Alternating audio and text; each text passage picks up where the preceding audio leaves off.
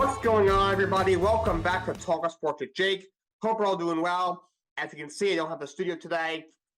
Went home from the weekend to take care of a few things. Usually don't like doing it on Zoom. I don't have to. Only when I'm, home for break for a considerable amount of time. Usually it's like a month or two, 3 at a time. But I haven't done a show since Monday. Tuesday, it was not. The roads weren't safe with the snow. I did the Fire Squad podcast with Ash, Justin, and Liam on Wednesday, and Thursday I usually don't do anything because my schedule's below. I didn't want to go a whole week basically without doing it. I didn't want to do one podcast in a week. You should try to do it 3, 4, 5 times a week. And once a week, that didn't really sit for me. So twice a week still isn't ideal for what I'm trying to do, but that's better than one.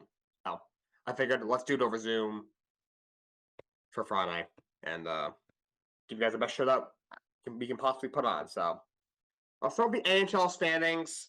Florida Panthers still with the Eastern Conference. They've actually tied the Bruins now. They're at 74 points. They're playing really well right now. Of course, they have a Cinderella run to the Stanley Cup final last year. They've been playing some really good hockey. Bruins still right there at 74. Yeah, they both play the same amount of game, but both have 74 points. Florida has 3 more wins, 3 more losses, but 6 less overtime losses. New York Rangers, 73 points. They have hit their stride again. They have to go a phenomenal start. Then they were struggling for a while, but they hit their stride again. They've won 6 straight games. They have points in 8 of their last 10. 7 of those wins beat Montreal 7-4 last night. They have 73 points. They're just like a point out. First place in the Eastern Conference. In 4th place in the Eastern Conference is the Carolina Hurricanes with 65. Also with 65 points is Tampa. They're in 5th. Carolina's got 4 games in hand. Philadelphia is in 6th with 65 as well. They play the same amount of games as Tampa. Tampa's got 1 more win, 1 more loss, and 2 less overtime losses than Philly. In 7th is Toronto with 64 points. And Detroit is in 8th with 60. So they are hanging on in the playoff picture or in the playoffs. The New Jersey Devils are 2 points out right now. The Islanders are 3 points out. When you don't score a lot of goals, it's kind of hard to win. Yeah, Pittsburgh, 5 points out. That team is really old. Washington, 6 points out. Same kind of thing there.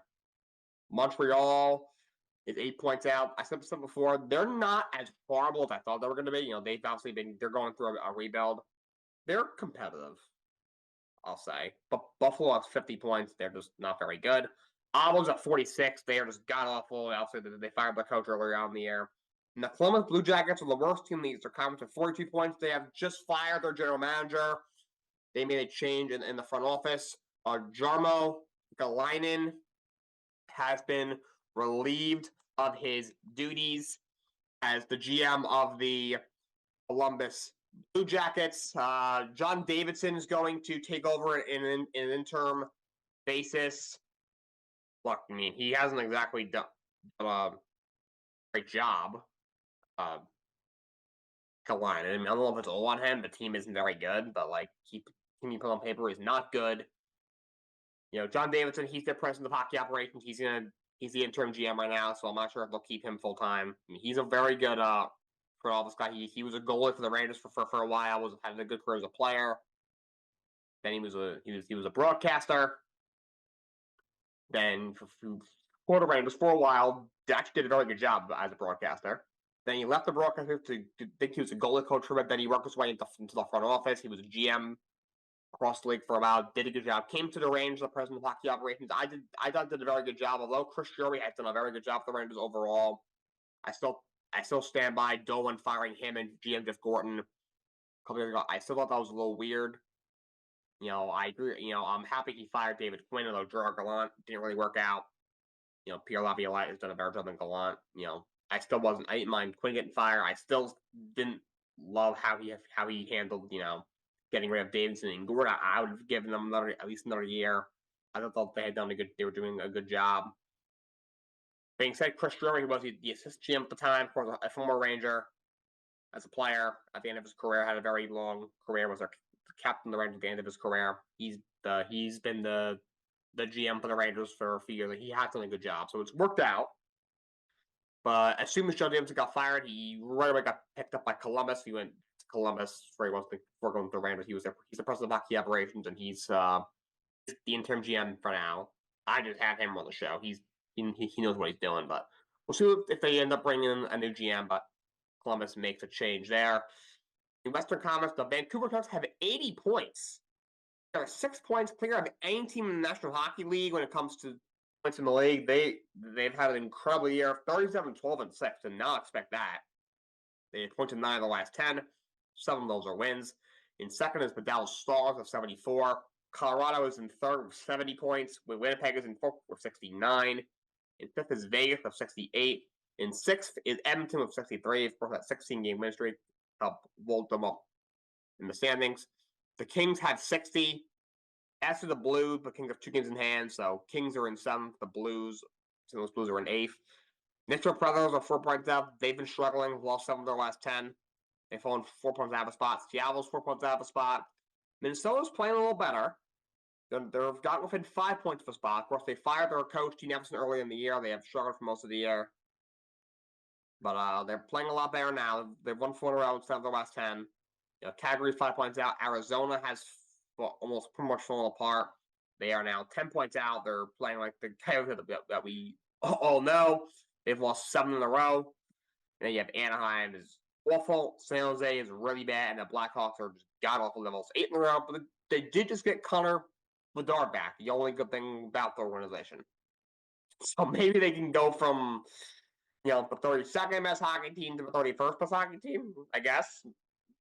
Better, I guess. Maybe they can be better than the Sharks. Don't even consider them a National Hockey League team anymore. How bad they are, but Blackhawks very, very bad. Some basketball. Eastern Conference. Boston Celtics still leading. They're 6 games clear in that conference. They've won 6 in a row. They're 43-12. Cleveland is in second place at 36-17. They have been playing phenomenal basketball. They've won like 18 of the last 20 or something. They've been playing such good basketball. They're one of the best teams in the league. They play on both ends. They're a great team. Third, Milwaukee Bucks, 35-21. They are struggling. They have lost 7 of 10 games since firing Adrian Griffin and bringing in Doc Rivers. That change has not helped at all. I said I didn't know why that made. I didn't think that made sense at all. Like, I didn't love what Adrian Griffin was doing. I mean, defensively, they've been absolutely terrible.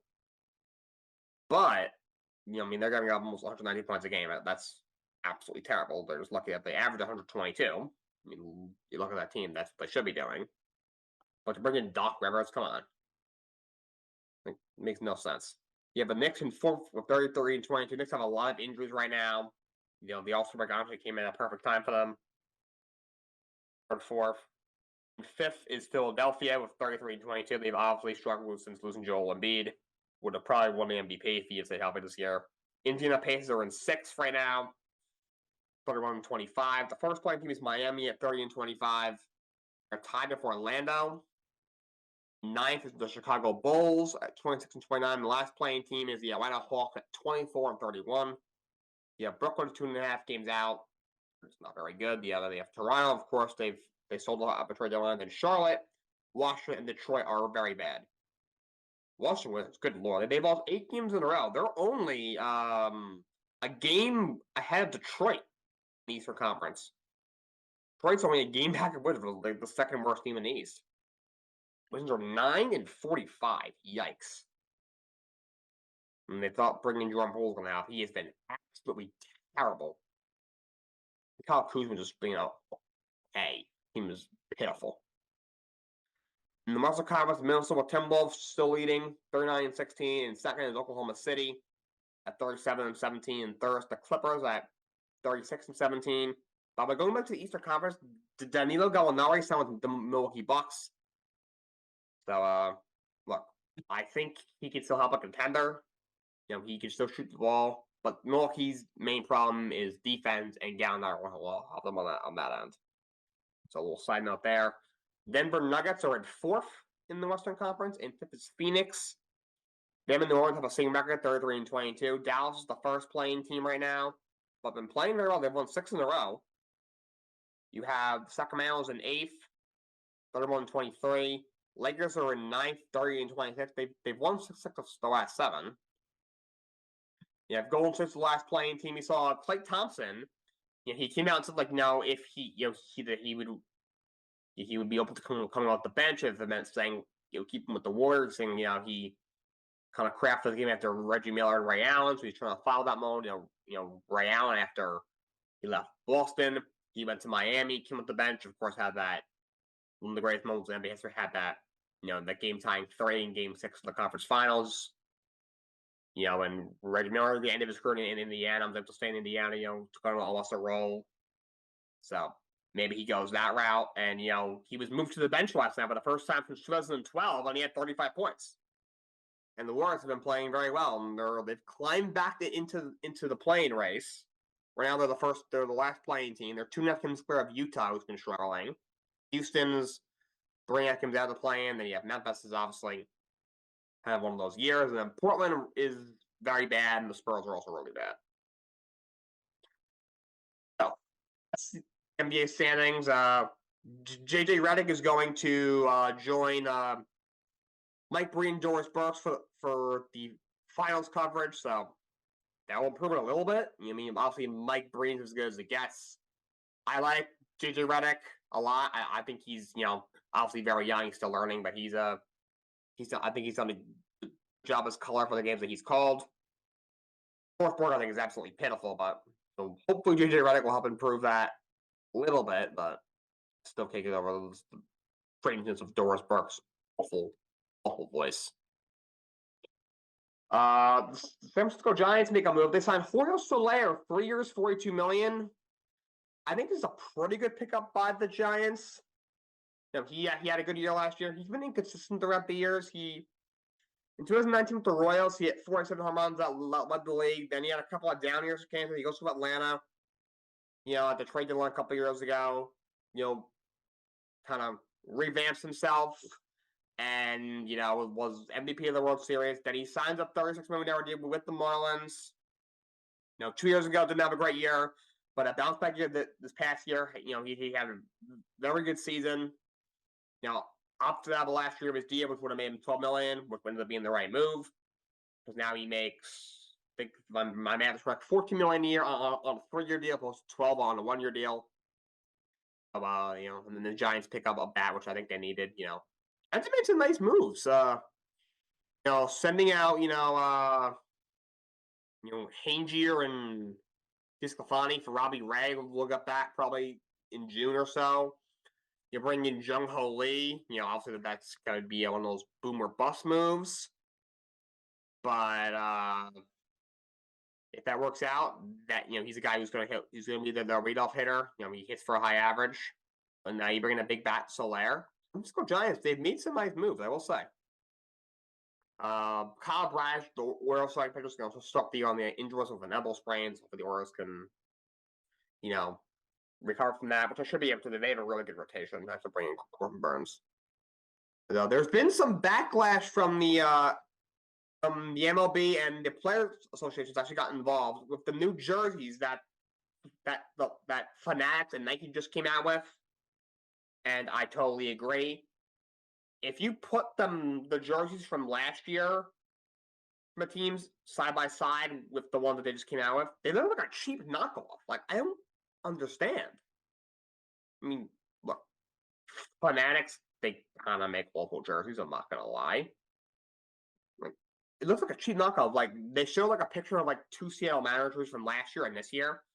The ones from this year, they look like a cheap knockoff from it. Like, I don't understand. Like, you got some players are complaining like they don't fit well. Saying like they're just made. They look like a cheap version of last year's. A lot of fans are saying, and they're true. So I just gotta get that under control. Speaking of LMB's commissioner Rob Manfred, whose contract ends after 2029, that will be his last time. He'll be the commissioner. He says he will step down after 2029. I think it's the right move. Look, he hasn't been. I crap on him a lot, as a lot of fans do. He hasn't been all bad. The pitch clock that he put in last year was a really good move. That sped up the game. It's brought in, your younger viewership has gone up. I do like him expanding the playoffs and changing the format.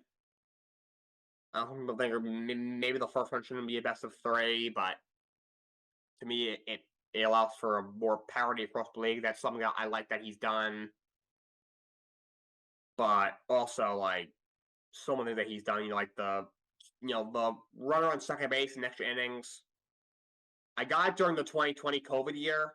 Why it stayed in place, I have no clue. He's very arrogant. Comes off as a bit of a douche. The way he handled the lockout, it wasn't all on him. There was a lot of underlying issues that the Players Association and the owners had a lot of tension for years. That was bound to happen, I feel like.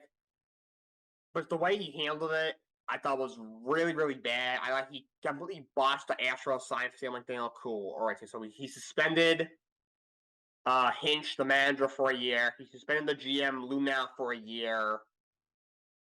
Like, the bench coach, Cora, I thought should have gotten more than a year. Because remember, he was like the head of that scandal. And then he also went to the Red Sox to be a manager. And she's there. I would have given them probably an extra year. But the fact he only got 1 year, I thought was a little bit light. None of the players got disciplined that participated, which I don't understand. They still keep their World Series. The owner, Jim Crane, got nothing. I don't believe he knew nothing about that. That's just stupid. Just overall, I didn't think he was great. And now obviously he's trying to fix MLB free. He says he wants like a free signing period in December of a deadline, like in like 2 weeks, which I don't hate. So we'll see if he puts that in place next year or the year after or something like that. And like I don't even hate him banging the shit. People say, "Oh, you can't, force guys to play in different spots on the field." The shift is not good for baseball. It never was. It was so annoying. And again, I stand by. This might seem hypocritical, but I stand by. I want to hear whenever players would complain against the shift, I also said, "Dude, just hit the ball the other way." Like Mike Piazza said from our Met and as well as the Dodgers and some other teams. Hall of Fame catcher said, "If the shift was around the my day, I would hit 400. Hit the ball the other way." But also, it's not good for baseball. So I'm glad he, also he's getting rid of it. He's limiting. They limited the shift. You have to have 2 players on either side of second base, and they have to be in the infield. So you can still like move over a little bit. So like he's completely banning it. He's limiting it. I don't think that's an issue at all. And the pitch clock worked very, very well. Wasn't all bad, but just overall wasn't great. As a commissioner of a sports league, I feel like first of all you can't just always kiss the owner's ass. All these owners, they're a bunch of rich assholes. They have a lot of power. You got someone who will stand up to them. Most commissioners of sports don't do that, and Manfred is no different. He was kind of a kiss ass when it came to the owners. None of the players respect him. I've never heard one player say a positive thing about him. I've heard a lot of players say negative things about him. That's a concern. Like I could see why you maybe saw the owners at times in the position he's in, and that he works for them, and the players work for the people that he works for. But it doesn't mean you have to be a kiss ass and just completely just disregard the players. So another thing, as a commissioner, you got to be a trusted leader. You got to be able to captain a ship, and he's not a leader or a ship captain or by any means. So sport needs a new voice, and they will get that in 5 years' time. Ohio State has fired their basketball coach, Chris Holtmann, who, by the way, gets $12.5 million on his buyout. Fired coach is the best job you could possibly have. You see, like Matt Rule's getting all his money until the Carolina Panthers fired him. All these college coaches, you get fired in college. That's a great job. Like Jimbo Fisher, how much money he's making? How much money? Who was it? Texas A&M or whoever is giving him to just Texas A&M to do nothing, to sit on his couch? Oh my God, that must be the best job in the world. So Not sure who the next candidate's going to be. I know they're looking. I've heard a few names pop up. I've heard Sean Miller from Xavier pop up. He was in Arizona before that. Heard the guy from South Carolina pop up. His name. So we will see where they go, but it looks like they're looking at a bigger name. With Ohio State basketball, honestly, I'm surprised Holtman lasted this long. He's every year they even if they make the tournament, they're out in the first round. He was 4-10 in Big Ten play before this year, before he got fired. Like, it's time. It was time. ESPN, the college football playoff, has agreed to a new 6-year deal worth $7.8 billion for 2032. Some media news that happened. Jimmy Garoppolo was just suspended for 2 games by the NFL. He's expected to be cut by the Raiders anyway because his roster bonus comes guaranteed. He's worth a little over $11 million in March. He's got nothing left anymore. I might take him as a backup. That's about it. Yeah, he had too many injuries. He was never that great to begin with. He was always an average starter. He was really he had all those playoff runs because of how good the 49ers are. He's been suspended for 2 games, and he'll probably be a free agent probably in the next couple of weeks. Definitely from the next 2 weeks because his deadline is in March. Otherwise, his salary will get guaranteed, so they can save some money. The Raiders. The 49ers fired defensive coordinator Steve Wilks. I don't understand. Look, that defense is incredible. Anybody could coach it. So I'm not saying, he's the main reason why they had one of the best defenses in the NFL this year.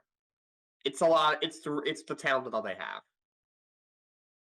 But at the end of the day, his defense was one of the best in the league. He's the coordinator. In the Super Bowl, they held Patrick Mahomes to 1 touchdown in 4 quarters. And you fire the guy. I don't understand. I think it's really a scapegoat for Shanahan. I think they got, all right, we can't just run everything back because they just keep coming. They keep losing the NFC Championship and the Super Bowl every year. Like, right, I guess you can't fire Shanahan after he lost to Patrick Mahomes by 3 in a Super Bowl. They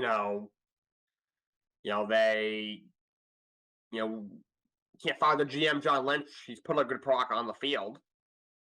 So what do you do? So I guess, but I don't understand. Like I said, I'm not sure who they're gonna bring in. I don't see how they can bring in anybody that's gonna make the defense all that much worse. I expect defense to be just as good as it was next year. I don't care who the coordinator is. I heard they're looking at Brandon Staley. If they fire Steve Wilks and bring in Brandon Staley, Kyle Shanahan should be arrested. That should be a federal crime. That's just awful. But they bring in anybody somewhat decent. There's no reason that they can't do the same thing Steve Wilks did. But there's one of those things that ain't broke, don't fix it. It's working. The reason they lost the Super Bowl, one, because Pat Mahomes is just incredible, and second of all, their offense didn't get the job done. Purdy played fine. Chris McCaffrey had a great game, but Deebo Samuel was horrible. George Kittle didn't do a damn thing. Shanahan's game plan was embarrassingly bad. 2 catches for George Kittle, 3 for Deebo Samuel. Brandon Ayuk had 2 or 3 catches in that game. So you're relying on Jawan Jennings and Chris Conley over Deebo Samuel and George Kittle? What? I think you should have fired Shanahan. Again, I think he's a really good coach, and he lost by 3 in the Super Bowl to Mahomes. You can't. I'm not saying he should be fired, but if you're going to fire somebody, probably Shanahan or Steve Wilks. I don't know if Steve Wilks to get fired, so that didn't make a lot of sense to me. I'm hoping he lands with a defensive coordinator job somewhere. I'm not sure if there's anything available. He'll get a job somewhere, at least an assistant. He got a raw deal. All right, so I'm going to do my mock draft. Obviously, it's still very early. It's only February 16th. The draft, I think, is April 25th. I'm going to do another one. By the way, the Fire Squad podcast did one a few weeks ago. So that'll be up on YouTube in the coming weeks, so check that out. Our Fire Squad will probably do one in a couple of weeks as well. Myself, I will do one. For the Fire Squad, we'll probably do it within 3 or 4 weeks of the draft. our next one, which may or may not be our final one. My final one for my show will be very close to the draft. Last year, I did it like days, maybe two or 3 days before the 2 or 3 days before the draft. I may have had Ashton on. It was like a year ago. I don't remember completely. I have to go back into the archives of my show and check to confirm that. I wouldn't mind having somebody on for that, but that's a little while away. That will be probably 2 months from now. But it's February 16th, April 25th, the draft. So we're about just over 2 months out. A little over 2 months out, like 2 months and almost 2 weeks, almost 2.5 months, just under 2.5 months out. So probably 2 months or so will be my final one.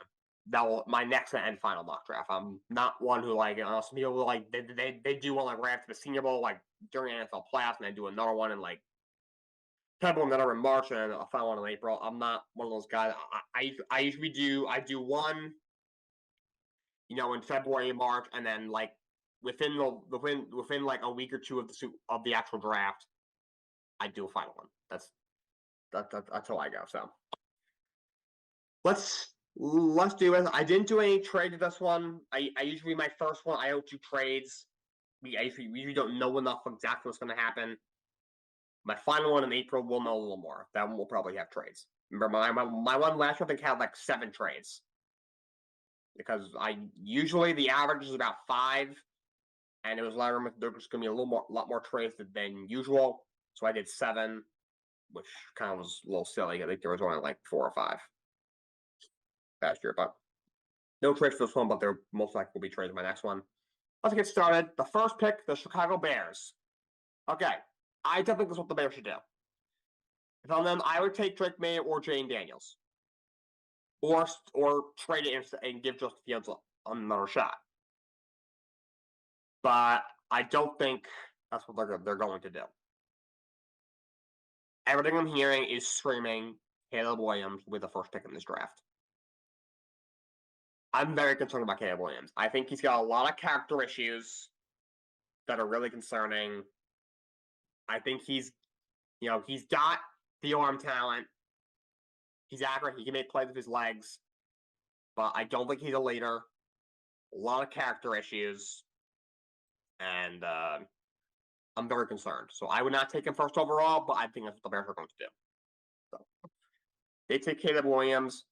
But the second overall pick, the Washington Commanders. I think that pick is going to be Drake May.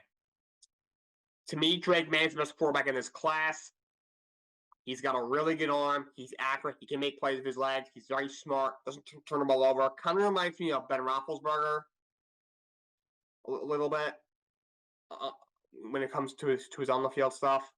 So, and I don't hate Sam Howell. I think he's got the potential to be a very good, solid quarterback. But I don't. If May reaches his ceiling, I don't think he's a better quarterback than Howell. May has a pretty safe floor, but Howell at his ceiling is better than May at his floor. But if Drake May reaches his ceiling, which is what they're drafting him at, he's a better quarterback than Sam Howell. I wouldn't hate if they went like maybe Joe Alt, the offensive tackle by Notre Dame or something else here. But I think this is what they're going to do. And also, if you're the Commanders, obviously you got new ownership.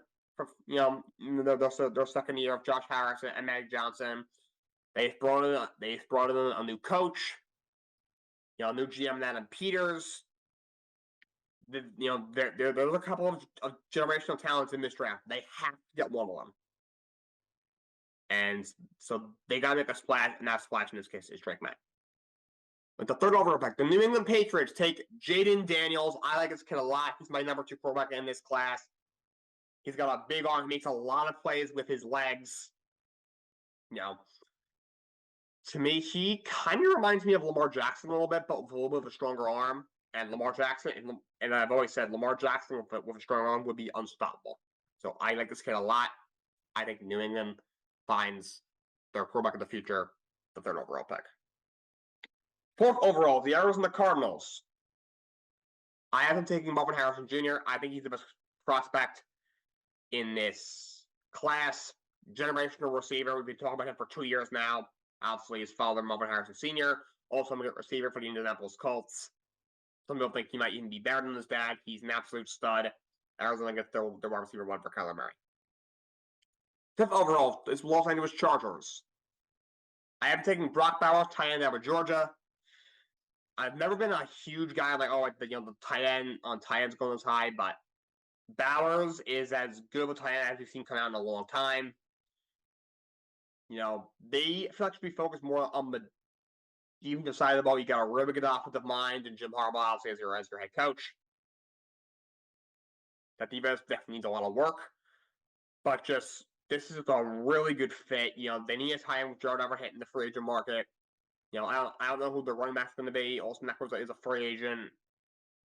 Keenan Allen's getting older. Mike Williams is getting older. Quentin Johnson seems like a bust. It gives Justin Herbert a nice little security blanket, which he's never had a great tight end, honestly. He's having Gerald Everett, Donald Parham weren't bad, but this gives him an elite tight end, which I believe Brock Bowers is. So Brock Bowers to the Chargers at 5. At 6, the New York Giants. I am taking Joe Alt, the old tackle out of Notre Dame. I think he's the best tackle in this class. I think he's really, really good. A lot of people are thinking they go receiver, and trust me, they need a receiver. But their offensive line gave up 85 sacks this year. That's the second most ever. Ever. It was as bad of an offensive line as I've ever seen.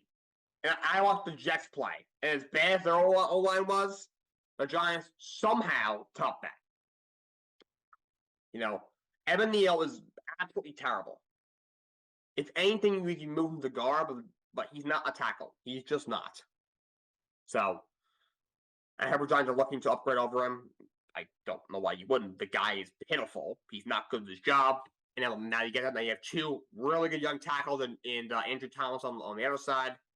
He took 4th overall a few years ago. He's turned into an all-pro kind of player. Obviously got his bag last year. He's come off an injury, but he'll be helping this upcoming year. Now you get Joe Alt. You have a center you took last year, John Michael Schmitz.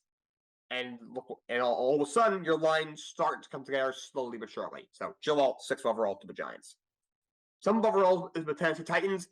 Oldie Fashanu from Penn State. I can see why they could go receiver as well. They need another receiver. DeAndre Hopkins is their only offensive weapon, with Derrick Henry leaving, and Francie and Hopkins isn't very young anymore either.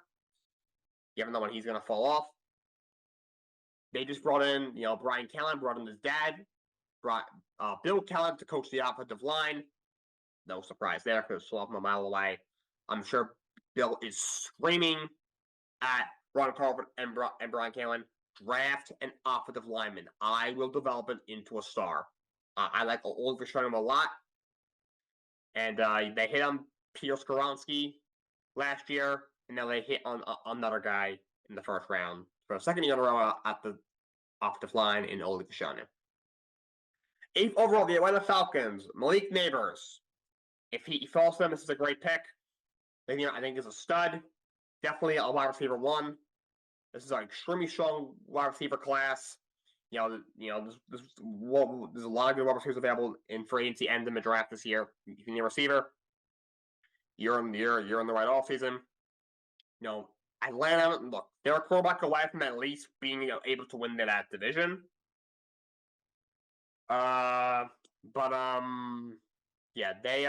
They've definitely been drafting very heavy on the offensive side of the ball in recent years. Drafting Bijan Robinson in the top 10 last year. Before that, took Drake London high. Before that, took Coppins 4th overall, the highest draft tight end ever. And they continue with that trend, taking Malik Neighbors. I just figured whoever the quarterback is, whether it's Justin Fields, whether it's on the Ryan Tannehill, if I think he's got anything left, which he doesn't. Whoever it is, give them as much weapons as they can get. They have a pretty good defense. They got a solid offensive line. They just got to get a quarterback, and the quarterback needs some guys to throw to. Now you have Malik Neighbors, London Pitts, and Bijan Robinson. That's a nice set of weapons, and they're all really young, and on not high-priced contracts. So Malik Neighbors for the Atlanta Falcons. 9th overall, the Chicago Bears are up again. I'm taking Rome Odunze out of Washington. I like this kid a lot. He's really good. I think he's a wide receiver 1. Definitely a top 10 caliber pick. The Bears could go a couple different ways. They could go offensive line, which they definitely need. They could go defense. I like some young pieces on my defense. They could use another pass rusher, maybe. But also, I look at their weapons. Running back is definitely a hole on their team. Cleo Herbert's not anything special. Roschon Johnson, we haven't seen enough of. DJ Moore is obviously an all-pro caliber player. I like Cole Kmet at tight end. Other than that, there's none of the receivers that's really scaring me. Jordan Mooney's okay, but nothing special. Now they get another potential wide receiver one in this offense and Rome Odunze. 10th overall for New York Jets. I'm going with Talise Fuaga, O-tackle out of Oregon State. Look, I don't care who the quarterback is. I don't care if Aaron Rodgers is healthy. I don't care if he somehow reverts back to his prime next year.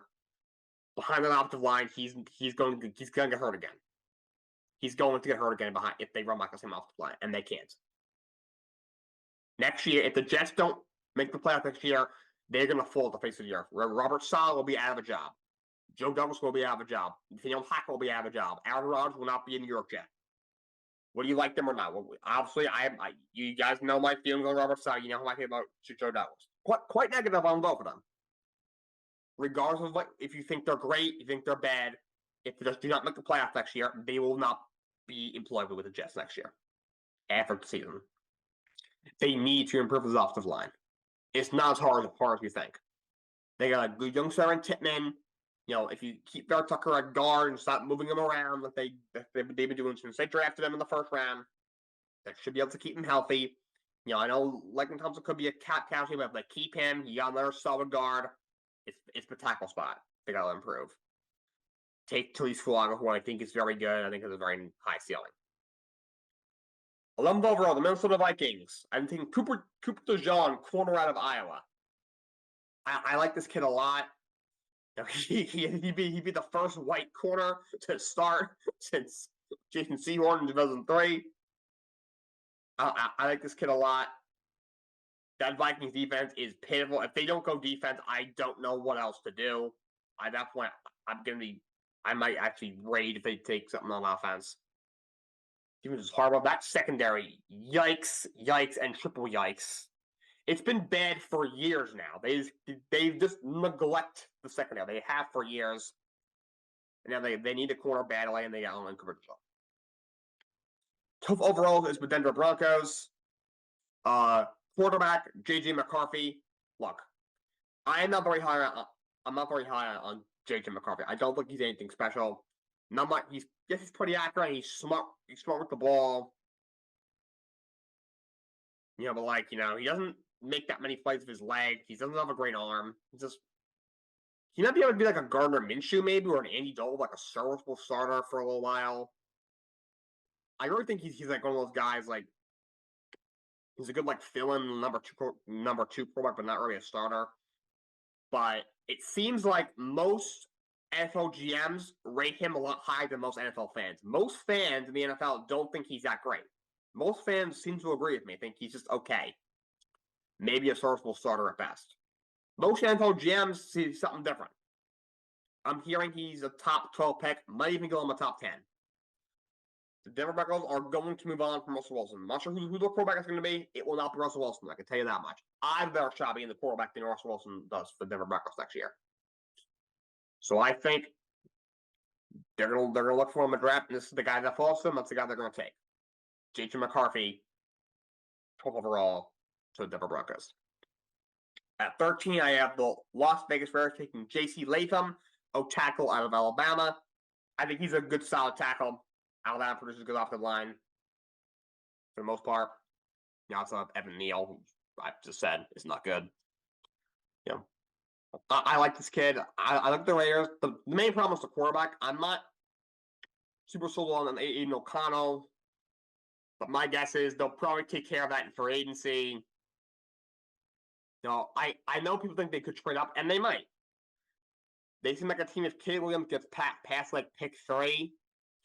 I think the Raiders might just, I could see the Raiders, Tom Telesco, for some reason, is their GM now, just calling somebody, being like, just here, take all these picks and all these players. I need Caleb Williams, and then shoot themselves in the foot. In this draft, I think they're staying at 13. I think they're right. They got some young pieces on defense. Quarterback is whoever it is. Obviously, they got a new coach, and Antonio Pierce got the full-time job, which I'm happy about. Let's protect whoever the quarterback is. Let's get J.C. Latham. At the 14th overall pick, I have Dallas Turner, edge rusher out of Alabama. I think this kid's pretty good. You know, the Saints are as mediocre as it gets. I mean, they can't afford anybody. They are $9 zillion over the cap. You know, it seems like they've been searching for like Cam Jordan's heir apparent. He's obviously been their top edge rusher for years now, for a long time. They traded up to get Marcus Davenport a few years ago. He didn't work out. They drafted Peyton Turner a couple of years ago. Didn't work out. But I think they will continue to search for that, and they may find it this time with Dallas Turner. 15th overall, Indianapolis Colts. I've been taking Jared Verse, edge rusher out of Florida State. I like this kid a lot. He's a little small. He, to me, screams Jermaine Johnson. To me, that's a... I know, you know, maybe it's a little lazy comparison because they both play the same position, play for the same college. And I'm not a fan of those lazy comparisons, but it's just so perfect. You know, both edgers from Florida State, both, you know, were guys who going in, you know, if you just look at the player, they're probably a top 10 caliber talent, but just, you know, little nitpicks kind of move them down the board. You know, he's a little undersized, but, you know, he's very quick. I like this kid a lot. The Colts have a very good young team that's on the rise. You know, we're 3 inches from the playoffs this year. We're very close. I like Shane Steichen. You know, you'll have Anderson healthy next year. They should score a bunch of points with Jonathan Taylor locked up. Let's focus on the defense. Let's get a really good speed rusher in Jared Verse. 16th overall, the Seattle Seahawks. I am taking Jazar Newton, defensive tackle out of Illinois. Look, Geno Smith is what he is. He's going to be there. You know, they got a lot of weapons. They brought in a defensive minded head coach, Mike McDonald. This defense needs some work. They have a lot of nice pieces in that secondary. Devin Witherspoon is a stud. Julian Love was just an all-pro. You know, Jamal Adams probably won't be there next year, but who cares? He's kind of washed anyway. He's always hurt, overrated. You know, Quandre Diggs is good. You know, Trevorrow didn't have a great year, but he was really good as a rookie. I still have hope for him. He was, you know, he was very good 2 years ago, defensive rookie of the year finalist. Up front is where they need some help. You know, Bobby Wagner is a free agent, Jordan Brooks is a free agent, Lenny Williams, they brought up a trade line. Actually played pretty well for them, is a free agent. So they have a big hole in the middle of their defense. I think they filled that with Jazar Newton. 17th overall, the Jacksonville Jaguars. They take Latu, edge rusher out of UCLA. Jacksonville really needs a pass rusher. Their offense is really talented. Or Trevor Lawrence, so, you know, you rate him how you rate him. I mean, he's going to be here next year. You know, the whole reason for their collapse was because that defense really struggled. That's why the entire defensive staff was overhauled. You know, you have Ryan Nielsen now as the coordinator over there. You know, he was the Saints, and then he was in Atlanta. So they really need an edge rusher. Josh Allen is phenomenal, but he's a free agent. I doubt they'll let him leave, at least not for free. They'll tag him and work out long-term deal, most likely. But he needs a dance partner, and he gets one with Latu. 18th overall, the Cincinnati Bengals. They take Nate Wiggins, corner out of Clemson. Look, they need to fix the offensive line. They just continue to just not fix it. And they wonder why Joe Burrow keeps getting hurt. Look at the offensive line from him. It's awful. But to me, that secondary really struggled. You know, they lost the 2 safeties last year in free agency. Jesse Bates, who was an all-pro in Atlanta, and then Von Bell also left. And their secondary suffered as a result. Chidobe Awuzie is a free agent. He's been a really good starting corner for them for a while. He might leave in free agency. You know, you just paid Burrow $1 zillion. You got to pay Jamar Chase a lot of money. Hayden's a free agent. They're going to have to tag him, and then you're trying to sign him or trade him. You know, Joe Mixon's a guy that might have to let loose because, you know, for salary cap purposes. You know, so you know, they don't really have the money to fix both the offensive line and the secondary in free agency. So they got to pick one. So if I'm them, focus on the O-line in free agency, get your secondary in the draft. Nate Wiggins, corner out of Clemson, I think is a solid corner. I think will replace Chidobe very nicely. 19th overall is the Los Angeles Rams. I am taking quarterback Bo Nix out of Oregon. I know a lot of people might think he'll be a second-round pick, and that's a fair assessment. But and the Rams, look, there's a legit case for them to go offensive line here. A legit case for them to maybe take something on defense. But they're going to have a lot more money this offseason. They basically they took on like a lot of dead cap this year, so that they would basically have all their cap space for this offseason. They're going to be able to make a lot of moves in free agency. And I expect them to do that. Which I think they'll be able to fill all their holes in free agency, if that makes sense. You know, Matthew Stafford is getting older. I think he's got 2 or 3 left on his contract. You know, he overall had a pretty decent year. But I don't expect him to really be there for more than 2 years. Get their quarterback in the future on Bo Nix. I think he'll really benefit from sitting behind a true pro and a former Super Bowl champion and Pro Bowl quarterback in Matthew Stafford. Get to learn Sean McVay's offense. He's got a lot of nice pieces there. Bo Nix to the Rams. 20th overall, the Pittsburgh Steelers. They take Amarius Mims, tackle out of Georgia. Look, the quarterback situation needs to be the number one issue. I'm not saying that. But there really isn't anyone there to take. You know, and from what I'm hearing, they're either going to bring in a veteran, or they're going to give Kenny Pickett another shot on him, or maybe you have Mason Rudolph compete with him or something. That offensive line was really, really bad. It has been since Kenny Pickett got there. It has been since before Kenny Pickett got there. You know, they need to fix it. You take an Amarius Mims, who thinks a good, solid tackle. You throw him. You throw him in there. Please do not run the back of Dan Moore. He is not good at all. And that can help fix their offensive line. 21st overall, the Miami Dolphins. I haven't taken Kool-Aid McKinstry, corner out of Alabama. Look, a year or 2 ago, people have been having this kid go really high in the draft. Everyone else will love his name.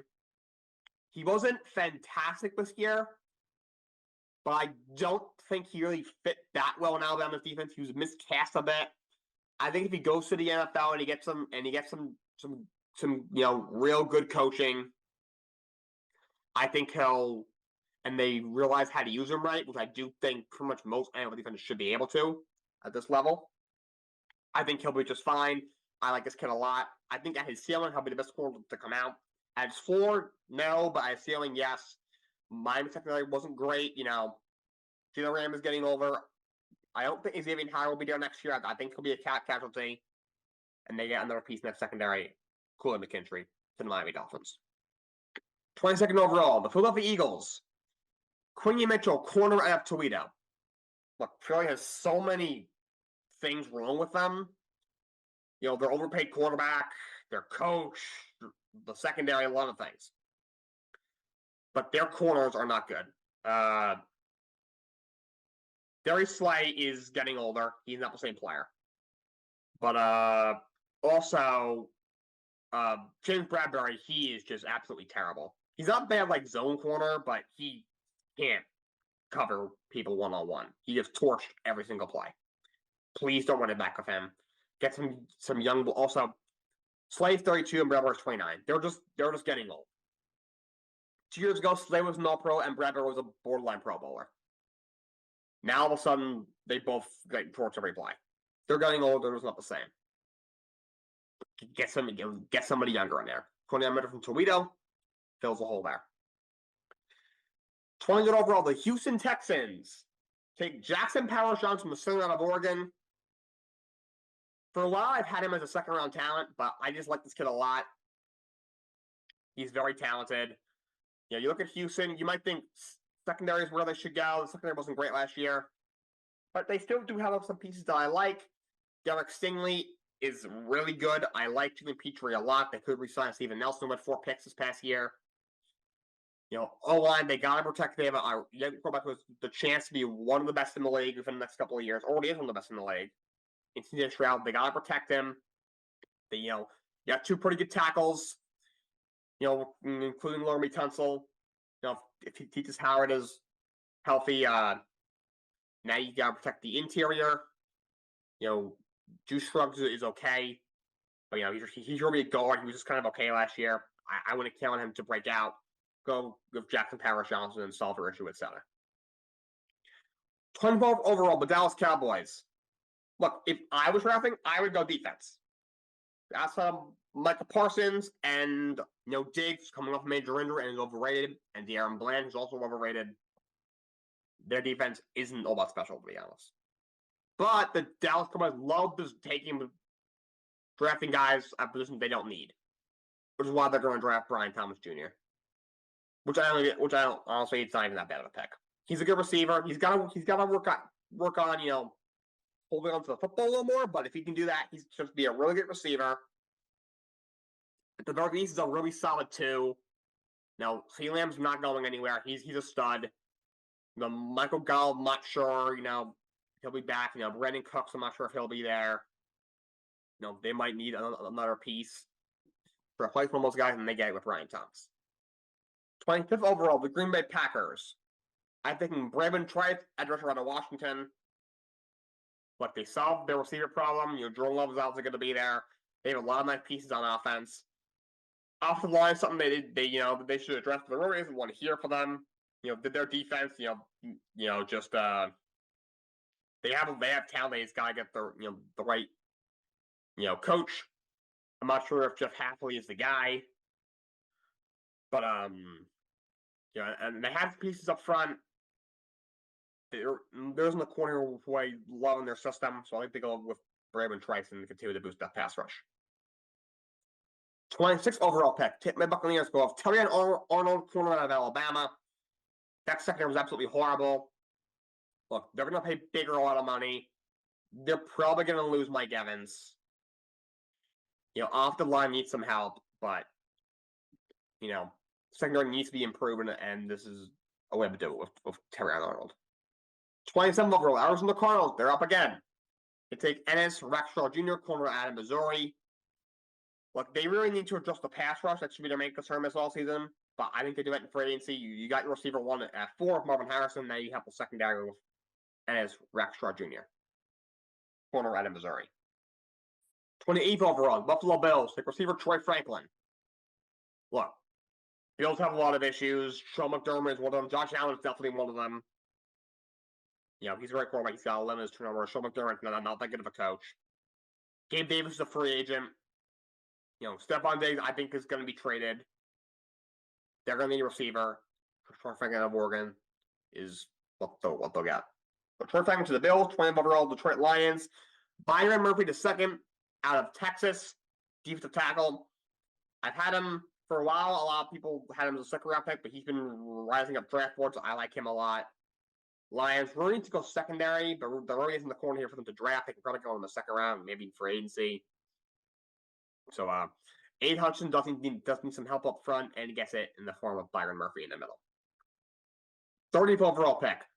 Baltimore Ravens take receiver Ladd McConkey. Receiver out of Georgia. A little more like he goes in the second round, but I like this kid a lot. He's a little slot guy. Since they've drafted Lamar, I've been saying they need another piece on the outside. Hollywood Brown wasn't quite it. Zay Flower, I think, is a dog, although he obviously had a really bad game in the AFC Championship, but he's a great player, had a great rookie year. Odell Beckham is a free agent. He doesn't have much left. Nelson Agholor was a free agent. He's not very good anyway. He's got no hands. They need another piece on the outside to help out Lamar Jackson, and they get that with Ladd McConkey. 31st overall, the San Francisco 49ers. Jordan Morgan, off the tackle out of Arizona. Look, San Francisco, say what you want about the quarterback in Brock Purdy. They're not going to just up in the draft. They do make a change. It'll be in free agency. 2 things they got to improve: the offensive line and the secondary. I think they fixed the offensive line here. Joe Williams is a stud, but the rest of that line is kind of suspect. They did not play well in the Super Bowl. They've had issues, I think, all year. Honestly, they were able to hide their issues because of how good the rest of the team is. But it kind of came out in the Super Bowl. I think they were exposed a little bit, and they played a really good Chiefs front seven. So I think they help fix that. Jordan Morgan, he'll be the right tackle next year, most likely. He's probably enough to over Colton McKivitz, and when Trent Williams getting a little older, when he hangs it up, he can be his heir apparent. And 32nd overall, the Kansas City Chiefs take offensive tackle Troy Fatunu out of Washington. The need here is obviously receiver. The whole year, their only reliable receiver outside of Travis Kelce was rookie Rasheed Rice, who did play very well, but I think they'll probably address that in free agency. And, also, Jawan Taylor is absolutely terrible. Dalvin Smith wasn't great. He's a free agent. Offensive tackle is probably their second biggest need. And they fill that by drafting Troy Fatunu out of Washington. All right, that's all I got for you today. Until next time, so long, and have a great day.